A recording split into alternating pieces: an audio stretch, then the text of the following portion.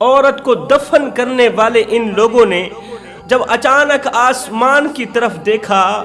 تو دیکھ کر حیران رہ گئے کہ ایک پرچہ اترتا اترتا میت کے سرہانے آن پڑا، مردہ عورت کے سرہانے آن پڑا۔ جوانو، جس زبان سے ناشکری کے الفاظ نکلنے بند ہو جائیں، جس زبان سے جھوٹ نکلنا بند ہو جائے، اس زبان سے نکلی کوئی بھی دعا رد نہیں ہوتی، اس زبان سے نکلی ہر چھوٹی سی چھوٹی دعا بھی قبول ہوتی ہے۔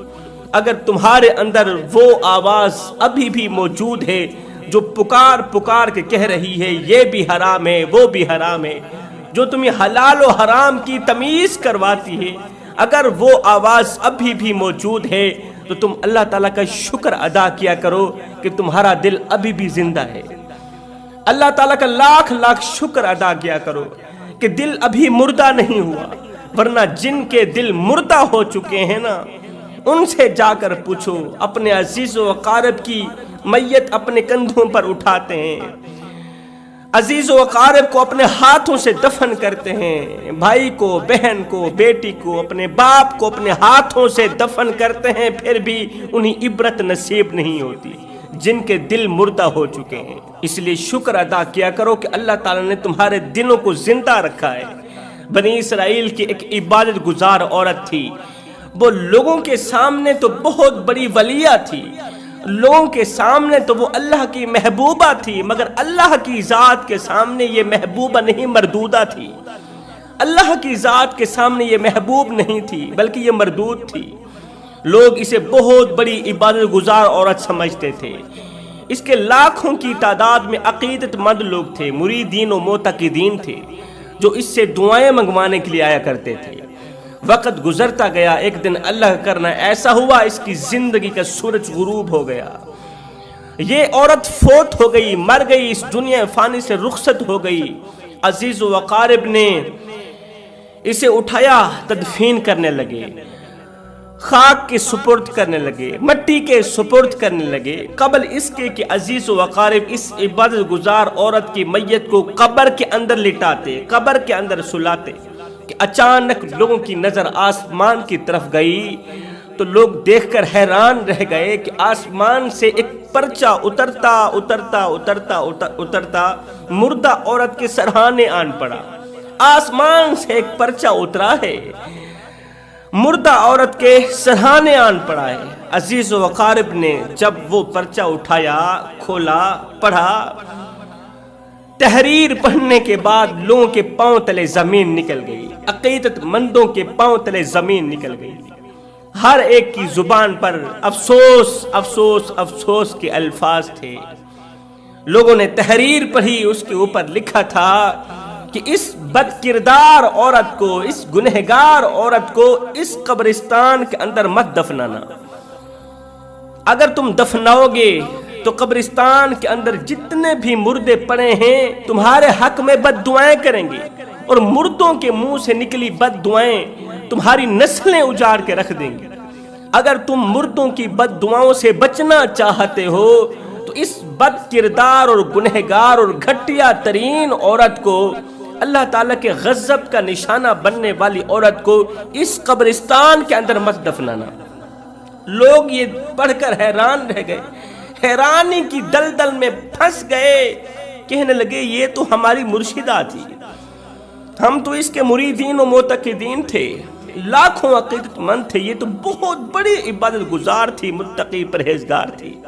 لیکن پرچے کے دوسری طرف بھی کچھ لکھا تھا۔ جب دوسری طرف لوگوں نے پڑھا تو اس کے اوپر لکھا تھا کہ تم جاننا چاہتے ہو کہ آخر اس عورت نے کون سے ایسے گناہ کیے تھے، تم جاننا چاہتے ہو کہ یہ تو عبادت گزار تھی، عابدہ تھی، آخر اس نے کون سے ایسے جرم کیے تھے، کون سی ایسی غلطیاں کی تھیں، کون سی ایسی خطائیں کی تھیں کہ ان خطاؤں نے اس کی تمام عبادات اس کے منہ پہ مار کے رکھ دیے، اس کا کوئی بھی سجدہ قبول نہیں ہونے دیا۔ آج یہ عبرت کا نشانہ بنی ہوئی ہے، اور قبرستان کے تمام مردے اس کے دفن نہ کرنے کی دعائیں مانگ رہے ہیں کہ یا اللہ ہمیں اس بد کردار عورت سے بچا لینا، اگر یہ ہمارے قبرستان کے اندر دفن ہو گئی تو اس کو جو عذاب ملے گا تو اس کی چیخو پکار ہمیں بھی پریشان کرتی رہے گی۔ قبر کے اندر اس کو دیے گئے عذاب کو دیکھ کر ہمیں تکلیف کا سامنا کرنا پڑے گا، ہمیں پریشانیوں کا سامنا کرنا پڑے گا۔ اللہ ہمیں اس بد کردار عورت سے بچا لینا۔ پرچے کے اوپر لکھا تھا اگر تم یہ جاننا چاہتے ہو تو اس قبرستان کی آخر والی قبر کے اندر ایک مردہ پڑا ہوا ہے۔ قبرستان کے آخری کونے کی جو قبر ہے نا، اس قبر کے اندر جو مردہ لیٹا ہوا ہے، جا کے اس سے پوچھ لو، وہ تمہیں اس کی حقیقت بتائے گا، وہ تمہیں اس عبادت گزار کی حقیقت سے آگاہ کرے گا، وہ اس کا پردہ فاش کرے گا کہ آخر کیوں اس کی وجہ سے اہل قبور پریشانی میں ہیں۔ اب لوگ پریشان ہو گئے کہ ہم میں سے کوئی اتنی صلاحیت نہیں رکھتا کہ وہ مردوں کے ساتھ کلام کرے، ہم میں سے کوئی اتنی طاقت نہیں رکھتا، کوئی اتنا بڑا پرہیزگار نہیں ہے کہ جو مردوں سے ہم کلام ہو، مردوں کی باتوں کو سمجھے اور ہمیں حقیقت سے آگاہ کرے کہ آخر اس عورت نے کون سے ایسے گناہ کیے کہ قبرستان کے مردے اسے بد دعائیں دے رہے ہیں۔ ان میں سے کسی بزرگ نے مشورہ دیا کہ فلاں علاقے کے جو نبی ہیں، اللہ اکبر، ہم نے سنا ہے کہ وہ مردوں سے کلام کر جانتے ہیں، وہ مردوں سے کلام کرتے ہیں، مردوں سے باتیں کرتے ہیں اللہ تعالیٰ کی دی ہوئی عطا سے۔ اگر ہم اس نبی کے پاس چلے جائیں، جا کر ان کو یہ پرچہ دکھائیں، تو ہو سکتا ہے وہ نبی اللہ کے حکم سے ہمارے ساتھ آ جائیں اور ہمیں اس حقیقت سے آگاہ کر دیں۔ اب بزرگ کے اس مشورے کو سر آنکھوں پر رکھتے ہوئے عزیز و اقارب نے میت کو تنہا اکیلا چھوڑ کے خود اللہ کے نبی کی طرف چل پڑے۔ میت کو تنہا اکیلا چھوڑ کے، یہ بدبخت عورت تھی، بدقسمت عورت تھی، آخر اس نے کون سے ایسے گھٹیا گناہ کیے تھے جن گناہوں نے اس کی پوری زندگی کی عبادت کو ضائع کر دیا۔ مردہ عورت کو تنہا اکیلا سلا کے خود اللہ کے نبی کو ڈھونڈنے نکل پڑے۔ تمام کے تمام لوگ پورا دن اللہ کے نبی کو ڈھونڈتے رہے، ڈھونڈتے آخرکار اللہ کے نبی ملے گئے۔ لوگوں نے عرض کی، اے اللہ کے نبی، ہم بڑی دور سے آپ تک چل کر آئے ہیں، آپ ہم پر ترس کھائیں، رحم کریں، یہ پرچہ پڑھیے، اس کے بعد جو آپ کا جی چاہے وہ کرنا۔ اللہ کے نبی نے وہ عبرت ناک پرچہ پڑھا، اس کے اوپر لکھا تھا کہ یہ گنہگار عورت ہے، اس کو اس قبرستان کے اندر مت دفنانا، اگر دفناؤ گے تو قبرستان کے تمام مردے تمہارے حق میں بد دعائیں کریں گے، ان کی بد دعاؤں کی وجہ سے تمہاری زندگی بھی اجڑ جائے گی، تم بھی اجڑ جاؤ گے، تمہاری نسلیں بھی اجڑ جائیں گی، لہٰذا اس بد کردار عورت کو اس قبرستان کے اندر مت دفنانا۔ لوگوں نے کہا حضرت وہ تو عبادت گزار تھی، وہ تو ہر وقت اللہ اللہ کرتی تھی، وہ دن کو روزہ رکھتی، پوری رات قیام کرتی تھی، آخر اس نے کون سے ایسے گناہ کیے؟ وہ جاننے کے لیے پرچے کی دوسری طرف لکھا ہے کہ اگر تم اس حقیقت سے آگاہ ہونا چاہتے ہو تو قبرستان کے آخری کونے کی ایک قبر ہے، اس کے اندر پڑا مردہ تمہیں سب کچھ بتا سکتا ہے، اس حقیقت سے آگاہ کر سکتا ہے۔ اے اللہ کے نبی، آپ مردوں کی بولیاں جانتے ہیں، مردوں سے کلام کرتے ہیں، آپ ہمارے ساتھ چلے نا، اس مردے سے پوچھ کے ہمیں بتائیں کہ آخر یہ عورت کون سے ایسے گناہ کرتی تھی۔ اللہ کے نبی اللہ کے حکم سے ان لوگوں کے ساتھ چل پڑے۔ چلتے وہ قبر ڈھونڈتے آخرکار اس قبر کے سرحانے پہنچ ہی گئے جس قبر کا نشانہ کاغذ کے اوپر لگا تھا، جس قبر کا نام کاغذ کے اوپر لکھا ہوا تھا۔ تو اس قبر پر پہنچ ہی گئے۔ اللہ کے نبی نے 2 رکعت نماز پڑھی، اس کے بعد دعا کی۔ دعا کرنے کے بعد اللہ کے نبی نے حکم دیا، اے قبر کے اندر پڑے ہوئے مردے، مجھے جواب دے اللہ کے حکم سے۔ اب اللہ کے حکم سے اس مردے نے اللہ کے نبی کو سلام کا جواب دیا، پھر کہا پوچھئے حضرت کیا پوچھنا چاہتے ہیں اللہ کے حکم سے۔ اللہ کے نبی نے پوچھا، یہ بتا کہ یہ جو مردہ عورت ہے جس کی وجہ سے اہل قبور پریشانی میں ہیں، جس کی وجہ سے قبرستان کے مردے پریشان ہیں کہ اگر یہ عورت ہمارے قبرستان میں دفنا دی گئی تو اس کو دردناک عذاب ملے گا اور وہ عذاب ہمیں بھی تکلیف دے گا، ہمیں پریشانیوں کا سامنا کرنا پڑے گا۔ تو مجھے بتایا جائے کہ آخر یہ عورت کون تھی اور اس نے کون سے ایسے گناہ کیے تھے کہ اس کے گناہوں نے اس کی تمام عبادات ضائع کر دی، اس کو اللہ کے غضب کا نشانہ بنا دیا، اور اس عبادت گزار عورت کو اللہ نے لوگوں کے سامنے عبرت کا نشانہ بنا دیا۔ اس مردے کو اللہ نے بولنے کی طاقت عطا فرمائی۔ مردے نے آواز دی، اے اللہ کے نبی، اگر آپ حقیقت سے آگاہ ہونا چاہتے ہیں تو سچ تو یہ ہے کہ وہ مردہ عورت، عبادت گزار عورت میری بیوی تھی، میں اس کا شوہر تھا۔ وہ میری بیوی تھی، میں اس کا شوہر تھا۔ وہ عبادت گزار تھی، دن کو روزہ رکھتی، پوری رات قیام کرتی تھی، پوری رات عبادت میں مصروف رہتی تھی، پوری رات اللہ تعالیٰ کی حمد بیان کرتی رہتی تھی، لیکن وہ عبادت گزار تھی، میں گنہگار تھا۔ میں گناہوں پر گناہ کر رہا تھا، لیکن میری بیوی عبادت گزار تھی۔ جب میں گناہ کرتا تھا تو میری بیوی مجھے میرے گناہوں کے تانے دیتی تھی۔ وہ بد کردار، گنہگار، بدکار، سیاہکار شوہر بنا پھرتا ہے، نیک متقی پرہیزگار بیوی مل گئی ہے، پھر بھی تو گناہ کرتا ہے۔ میں دعا کرتی ہوں اللہ قیامت کے دن تیرا ساتھ مجھے نصیب نہ کرے، جس طرح دنیا میں اللہ نے تیرا ساتھ میرے نصیب کیا ہے، اسی طرح میں دعا کرتی ہوں اللہ تعالیٰ قیامت کے دن تیرے جیسے بدکار انسان کے ساتھ مجھے نہ رکھے۔ جب وہ مجھے میرے گناہوں کے تانے دیتی تھی نا تو مجھے بہت زیادہ تکلیف ہوتی تھی، میں اندر سے روتا تھا۔ ایک دن تو میں اس کے دن بدن کے دیے تانوں سے تنگ آ کر میں نے دونوں ہاتھ اٹھائے، عرض کیوں میرے کریم رب، آج سے میں پکی توبہ کرتا ہوں، اسی بیوی کو، عبادت گزار عورت کو گواہ بنا کر میں توبہ کرتا ہوں، اللہ آئندہ کوئی گناہ نہیں کروں گا، میری توبہ قبول فرما لے، آئندہ کوئی گناہ نہیں کروں گا،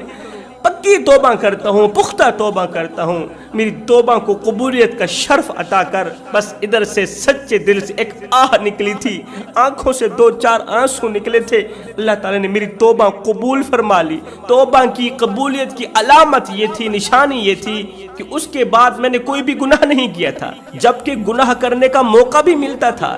لیکن میں گناہ نہیں کرتا تھا، تو مجھے پکا یقین ہو جاتا تھا کہ اللہ تعالیٰ نے میری توبہ قبول فرما لی۔ اب میں نے توبہ بھی کر لی تھی، پھر بھی میری بیوی مجھے میرے گناہوں کے تانے دیا کرتی تھی، سابقہ گناہوں کے تانے دیا کرتی تھی، تو شرابی تھا، تو لچا تھا، تو کمینہ تھا۔ اللہ اکبر، اپنے عبادت پر فخر کرتی تھی، میں اس کا شوہر تھا،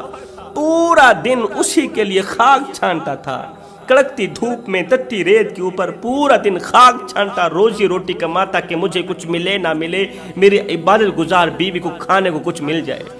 پورا دن خاک چھانتا تھا، روزی روٹی کماتا تھا، شام کو گھر آ کر میں خود اپنے ہاتھوں سے آٹا گوندتا تھا، اپنے ہاتھوں سے روٹی پکاتا تھا۔ اللہ اکبر، روٹی تیار کر کے اپنے ہاتھوں سے خود بھی کھاتا، اپنی بیوی کو بھی کھلاتا، مصلے کے اوپر بیٹھی بیوی کے منہ میں بھی روٹی کا نوالا ڈالتا، خود بھی کھاتا، مصلے پر بیٹھے عبادت گزار بیوی کو بھی کھلاتا۔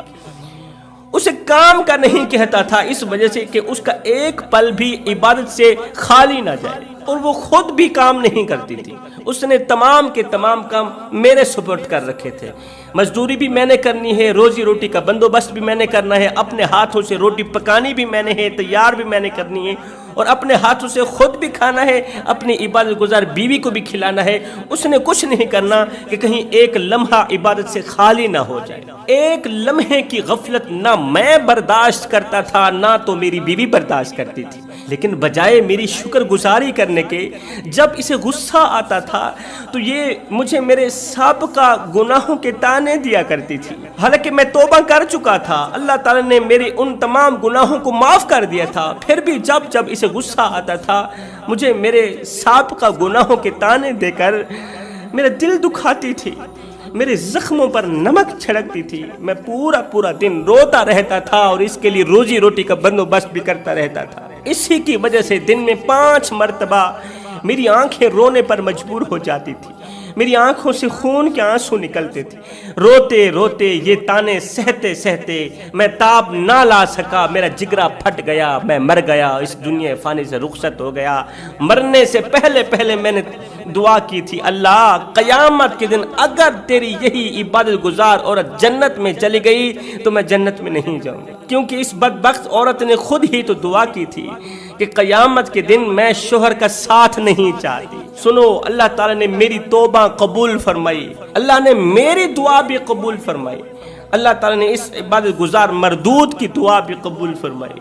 اس نے کہا تھا اللہ قیامت کے دن میں اس گنہگار کا ساتھ نہیں چاہتی، میں اس شوہر کا ساتھ نہیں چاہتی۔ اللہ تعالیٰ نے اپنے کرم کے صدقے، میری توبہ کی قبولیت کے صدقے، اللہ تعالیٰ نے مجھے جنت میں اعلیٰ مقام دے دیا۔ اللہ تعالیٰ نے اس کی دعا بھی قبول کی۔ اس نے کہا تھا کہ میں اس کا ساتھ نہیں چاہتی، اللہ نے بھی فرما دیا کہ جب تو اس کا ساتھ نہیں چاہتی تو ہم تجھے اس کے ساتھ رکھیں گے بھی نہیں، تیرا ٹھکانہ جہنم میں ہوگا، تیرے شوہر کا ٹھکانہ جنت میں ہوگا۔ پھر یہ مردہ کہنے لگا او اللہ کے نبی،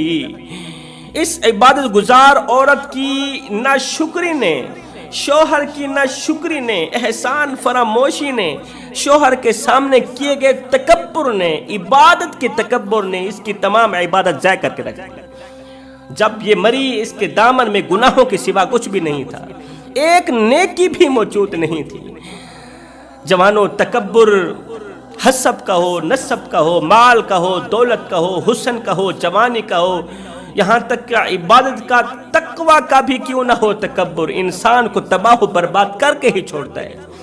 انسان کو زوال کا شکار کر کے ہی رہتا ہے، انسان کو ذلیل و خوار کر کے ہی دم لیتا ہے۔ ہائے شوہر کی ناشکری نے، احسان فراموشی نے، شوہر کی آنکھوں سے نکالے گئے آنسوؤں نے، شوہر کو دی گئی تکلیفوں نے اس کی تمام عبادات ضائع کر کے رکھ دی۔ اس لیے میں کہتا ہوں سب سے پہلے تو ان لوگوں کا شکر ادا کیا کرو جن لوگوں نے تمہارے اوپر احسان کیا،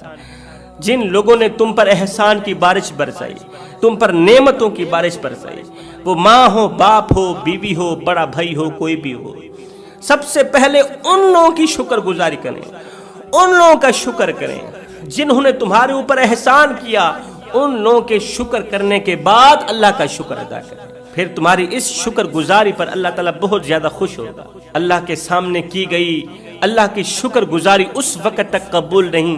جب تک تم اللہ تعالیٰ کے بندوں کے شکر گزار نہیں بنتے۔ وہ بندے جنہوں نے تمہیں سیدھا راستہ دکھایا،